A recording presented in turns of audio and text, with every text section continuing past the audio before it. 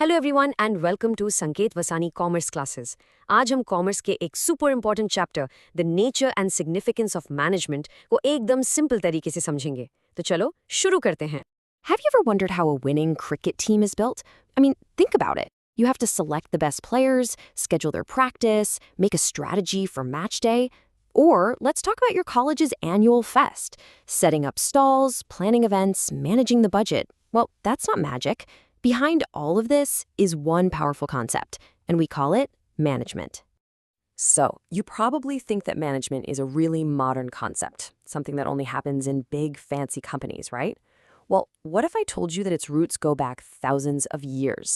Come on, let's take a look at the journey of management, from the past to the present.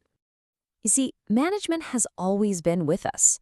Back in the Stone Age, when people had to hunt or fish in groups, they still needed planning and coordination. Then came small businesses, sole proprietorships. And today, we see these massive companies.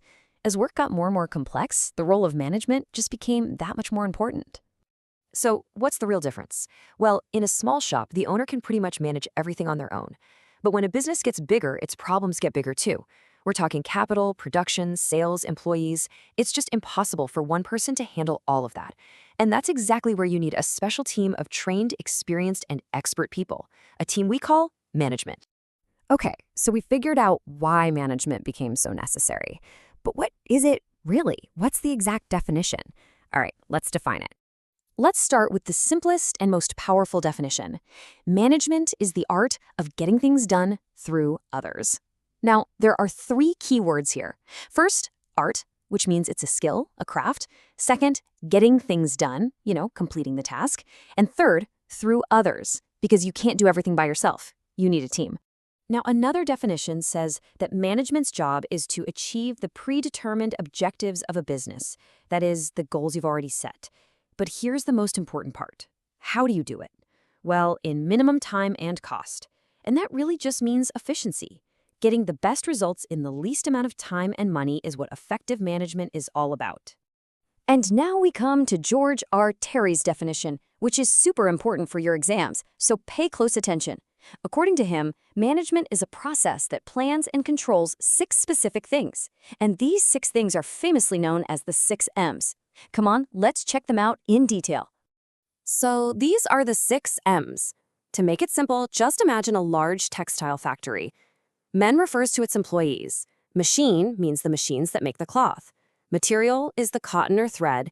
Method is the actual process of making the cloth. Money is the capital invested in the business. And market refers to the customers you need to sell the cloth to. A good manager perfectly handles all of these M's. All right, now that the definition is crystal clear, let's move on to the nature of management, its characteristics.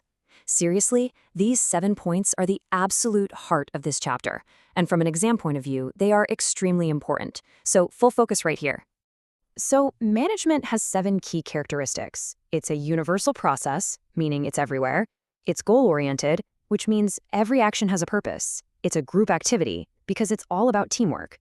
It's a continuous process that never stops, a human process because it's linked to people, a decision process, which involves making the right choices, and finally, it's a science, art, and profession. Okay, let's dive a little deeper into some of the more important ones. First up, universal process. What does that mean? Well, it just means that management isn't only for businesses. It's needed everywhere.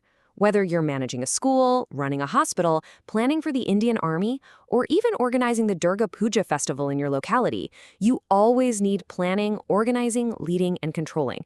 Literally, management is everywhere. Next, management is a group activity. No single person can do management alone.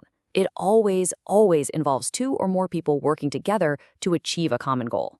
And this connects directly to the human process concept, because management is done by people for people. Man is at the center of management. All the other resources like machines or money are useless without people. And now we come to the most interesting characteristic of all. It's kind of a debate. What is management really? Is it a science with its own set of rules? Is it an art that comes with practice? Or is it a profession, like being a doctor or a lawyer? Let's take a deep dive.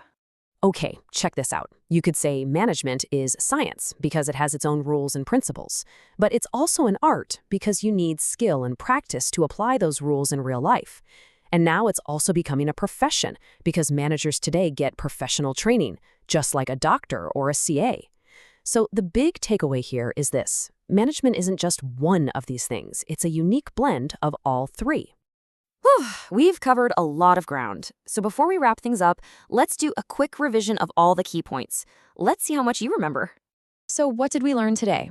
First, management isn't something new. It's ancient and it's universal. We learned its simplest definition, getting work done through others, efficiently. We looked at George Terry's 6 M's. We understood the 7 key natures.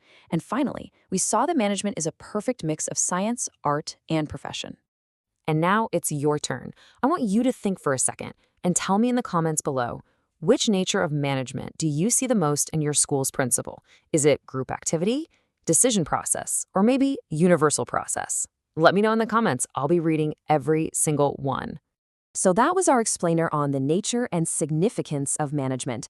I really hope all these concepts are crystal clear for you now.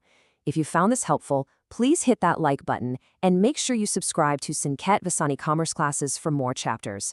We'll see you in the next one. Thank you for watching.